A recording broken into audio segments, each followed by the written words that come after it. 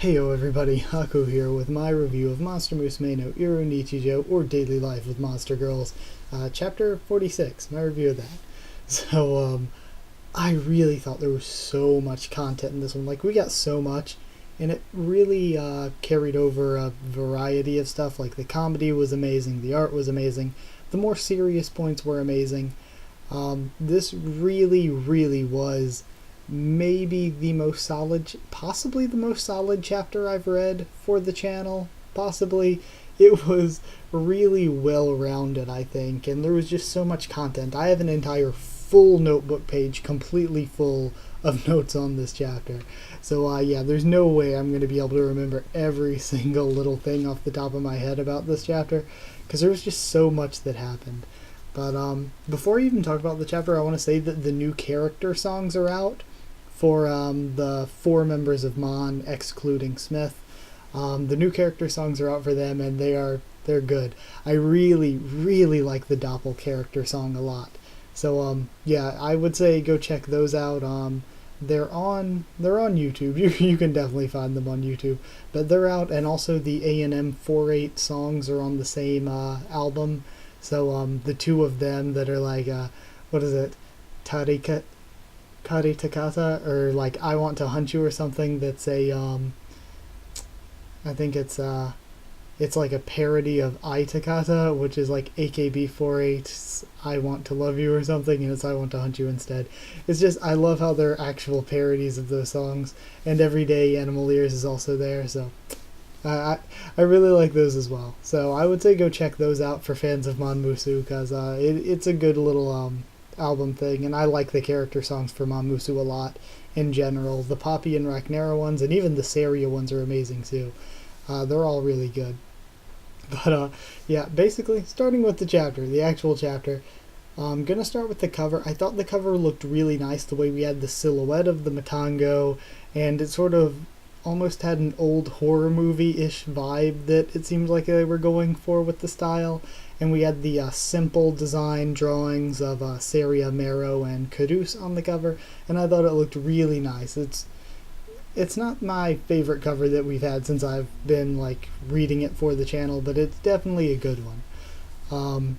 So I liked that, and then we have some nice art of Mero's room to start us off, and we see Saria and Caduce emerge from the pool with the masks on, and I thought it was an amazing running joke when we cut back and we had the conversation, and every time there was a problem, they're like, well, we can't just do this, and Mary was like, well, actually we can, and how she can control everything from her room. I thought that running joke was perfect, and it worked really well for quite a few pages, and it never felt overdone. It felt funny every time, and it just kept building, so I thought it was good. And she can like lock the doors, use the vents and dehumidifier and humidifier, set off an alarm, and she has a secret weapon as well that she can control all that from her tablet in her room. And then we go back to Saria and Caduce with the masks, and they talk about, Ragnara is too prepared for this. And like, it made sense with Kira, so what I'm wondering is, does Ragnara know about Kino as well, or is Ragnara just assuming, well, if one attacked us, they're probably all gonna attack us? Because either way, it makes sense, but it makes you wonder which one. But then Caduce leaves Saria because we have our one fan service scene, which was pretty nice. I like that we had a little bit of fan service here and there, but it didn't bother anything with the actual story, and that's what's good.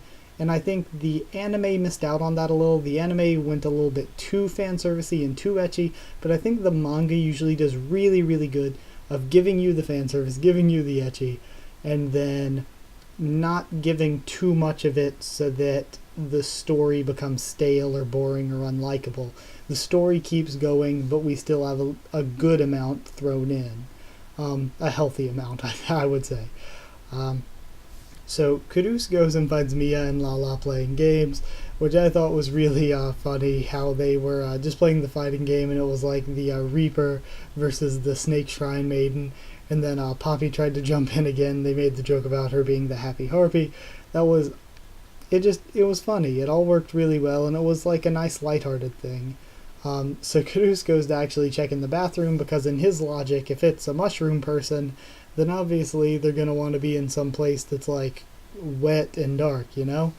So the Matango is actually in there, and Kudus doesn't know how to communicate with it at first, and he starts hallucinating and sees like Angel Kudus, which I thought was really funny. I thought that was another really good gag that they went with. So the Matango speaks up, says her name is Kino, and Kino is so freaking cute. And I'm not even that big a fan of Matangos, but I think the Kino is really cute. She says that Poppy brought her inside and she started spreading the spores involuntarily. Her body just does it and she has no control over it. To her, she kind of compared it at one point later to exhaling, and she's like, I can't pull the spores back in because it's trying to breathe in the air you just breathed out. So it's showing that what she did here with making everybody hallucinate, it's like, it's not her fault. She just does it. It's as simple as exhaling to her. It's a natural body process. And we also find out that she's staying inside because if she went outside, then it would just spread all over town. So she's trying to keep it contained by staying in the house. And that she was actually labeled a dangerous species, not because she herself is actually dangerous, but Matango in general have been labeled a dangerous species because of their bodily functions and how all that works. So dangerous species because of how their body works. And we find out that she made a deal with the broker and did what she had to do to get into the country because she wanted to make friends, she wanted to meet people. And Kudus actually comforts her, says, you know, you didn't give up and you actually did make friends. Poppy kind of forced you to be her friend, but it still counts. So then we have the logic, like she said, of how she can't control the spores. She can't just breathe in the air, she just breathed back out. So I thought it was funny how Kudus was like, okay, the logic makes sense. And he's like, but that kind of screws us because now we're going to have a zombie apocalypse on our hand. But Syria comes in and she captured Sue in a plastic bag, and I thought that was really, really funny.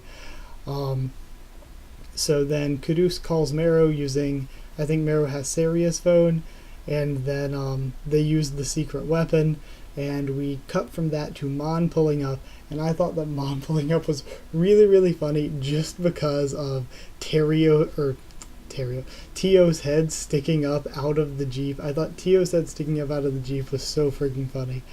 And just adorable. I love Tio. Then, hold on. Mon pulls up, Tio sticking her head out of the Jeep.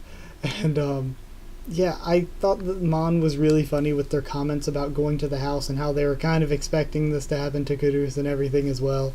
Like, all of that was really funny. And Mon, usually, the character designs, like, not just, like, physical design, but also personality design. Their personalities, Mon is always a really funny and interesting group. So then Monaco bumps into a wall, and it turns out the house is in a giant fish tank. That was their secret weapon. And we had some hilarious panels of everybody underwater. I love the panels of everybody underwater on the big, like, what is it? And yeah, of course I have my notes here. There's no way I'm remembering all of what happened in this chapter off the top of my head. But like, it was the one big like full page spread, like the big 2-page open it up spread. And on the left side we had all of the panels of everybody floating in the water. That page looked really nice. I like that. And even like we had Mon, I think in the bottom right looking up towards the house. I don't know. That was a really good page art-wise. And again, a lot of good art here. I thought the art of Mon pulling up in the Jeep was actually really high detailed as well. And the art towards the beginning, like I said, of Mero's room. And the art for the characters in general, even if it's not high detail, the way it's stylized looks nice. And if it's cartoony, it works for the comedy. Like, the art that Okayado does is, like I've said, in my opinion, the best art from any mangaka I've seen. So we have that, and we have the water draining, and the funniest part of the chapter for me, the part you saw in the live reaction, the part I laughed the most at was Lala holding her head up out of the water while the water drains out of her mouth. I lost it. That was the funniest thing to me. So, yeah, the water draining and Lala was the funniest part for me. Then going to everybody meets back up or whatever. Then we go to sort of the aftermath, and we see that Sue is trapped in a jar now, and she's still just going va va. I love Sue so much. I love how she's just still in demon wall mode essentially. So Kino apologizes. I don't know how they're actually going to decontaminate Sue though, but oh well, whatever. But Kino apologizes and everyone's cool with it, and they're pretty much all friends now, or at least Poppy is like, yo, we're friends now, it doesn't matter. So she actually says that the broker sent her to wander around the house, and that's some mysterious stuff. I don't know who it is. I mean, I think the easy choice would just be to guess, like, oh, it's Kurus's father or something. That's probably an easy choice. Or maybe it's some monster girl scientist. Yo, I hope it's some monster girl scientist, the broker or something, because it looked like they were wearing a lab coat or something, if I remember right. I don't know. Either way, I think that would be a pretty interesting thing to go for. And also, we get a little bit of talk, and I think it's interesting how Kira had a dangerous personality where she just flew off the handle and like went into a rage, and Kino was a physically dangerous species. Her species' physical demands were a danger to humans and people around her and stuff.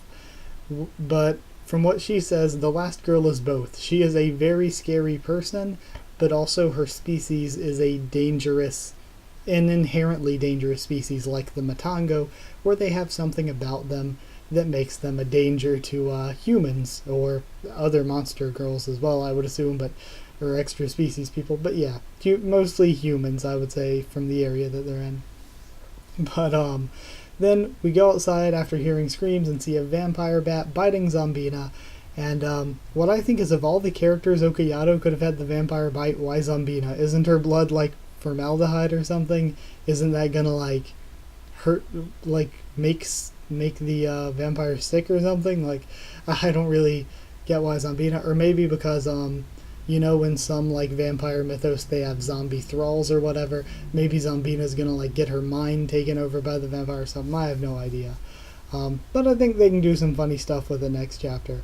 And it turns out, I did look back, I was wrong about her having potentially a thick lizard-like tail. I think it was actually just part of the cloak she was wearing, but the color scheme made me think it was the silhouette of a tail. But nah, I think it was just part of the cloak. So I was wrong on that one. Does make perfect sense that it was a vampire bat.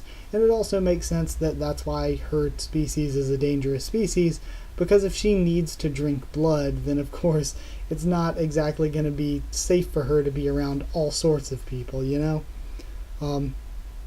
And as for this chapter as a whole, I loved it. Like I said, I think at the beginning, that I thought it was one of the better ones, possibly even the most solid chapter I've read since I started covering it on the channel. And just an incredible amount of content in this one. The art I thought was really, really great. The comedy, completely hilarious. I loved all the different comedy bits we had. The fan service was also great because we got a little, but it did, and we could have even done with a little bit more, I think, but it didn't overbear us. I think we definitely could have done with even more. But I think that less is more with fan service. Like, if you can give a little bit here and there, I think that less is more. Just give a little bit. So I think that the fan service worked out really well. And the best part of this for me was probably the character work, because I think Kurus was really interesting and entertaining in his main character performance here, and also having Saria and Mero take leading roles for this made me like the two of them. Like the past 2-3 chapters with those two in leading roles, I've grown to like them, because I already liked both of them. I mean, it's not like I dislike them, but I've grown to like them so much more throughout the past few chapters. So it really helped Saria and Meru's character to get this extra development. I thought that the members of Mon, I thought that Sue, and I thought that Lala were all really, really funny. And even Poppy, Mia, and Ragnara all did get a few scenes. So they got a little bit of time on panel. So really all the characters got some work. And talking about the big new thing, Kino is our new cast member, our new Mon Musume. Probably not main cast member, though I kind of maybe hope she will be. But I'll discuss that a little bit in a second.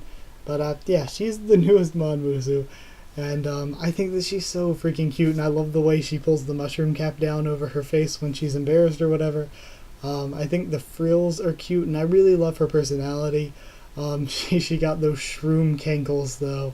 But yeah, I'm not a big fan of Matangos, but I thought that Kino was a really good character. And honestly, I liked her so much that I would be totally happy if she became the 8th homestay for Kurus. So if she stays there, I'd be totally, totally cool with that. Um, will she? I don't know, but I think you could definitely argue that she has a chance, because, I mean, she fits a unique design that we don't have in the house yet, and she made friends in the house. She had her own arc involving her in the house, and she doesn't really logically have any other place to go right now. So I think that there's a complete possibility that perhaps she could be the next homestay.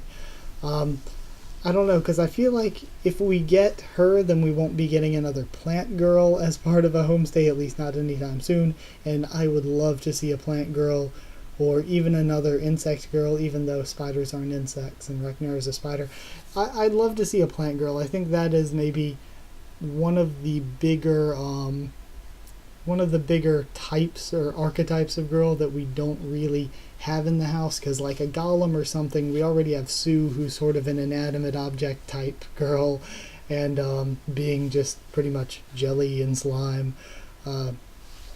And like another thing we could probably do with a dog or cat girl, or like another mammal girl, because you could do that and be far different than what Saria is. So yeah, there's a lot of different things for the 8th girl, but I would be really interested if it did turn out to be Kino. So yeah, it's hard for me to judge and score a comedy like this, you know? Because like it's really subjective. Like if you're watching an action or something, if they have like a really emotional scene or a really great fight, you can say, oh, that was worth a 10 out of 10. But for a comedy, like jokes and stuff like that is so subjective to who you are reading that it's really difficult to score. I really want to give this a perfect score, but I'm just not sure. And another thing that makes me not sure, because I'm like comparing it to other series, maybe it's worth the perfect score, but even with itself, like I can think like I would have given the chapter with Lala at the hospital with Yuhi, the girl who becomes a zombie, I would have given that chapter a 10 out of 10. I think that was the best single chapter story in all of Monmusu. So if I would give that a 10 out of 10, I think at this and I'm like, this was funnier, this had more content, but this didn't have that emotional impact. It didn't have as tight and incredible a one-shot story as that. So it's what makes me like go back and forth with whether or not I want to give it a perfect score or not. And since I'm not completely sure, I don't want to give something a perfect score if I'm not completely sure. So I'll give this one a 9.5 Shroom Ladies out of 10. I really liked it, near perfect score, because it just had so much content and it was so funny. But I really enjoyed this one. I hope you guys enjoyed it as well. So like if you did like this video, and comment down there. Tell me what you thought of this video and what you thought of my thoughts on it. Subscribe for more Monmusu, 12 Beast, and a bunch more just anime, manga, and other stuff. Boku no Hero Academia I'm recording after I record this. And just like, I don't know, something I'm thinking here, like I already made my video on my top 5 girls that already exist, like had been requested, the top 5 girls that like are already in the story that I think could join as the 8th. And honestly, I don't know if any of those 5 fit the bill as well as Kino does. But Kino won't be in the video because I recorded that before this chapter came out. I'm just working on a thumbnail now, and then once I finish the thumbnail, whenever, it'll be up. So yeah, I hope you guys are looking forward to that, and I hope you don't mind that it was recorded before Kino even showed up in the story.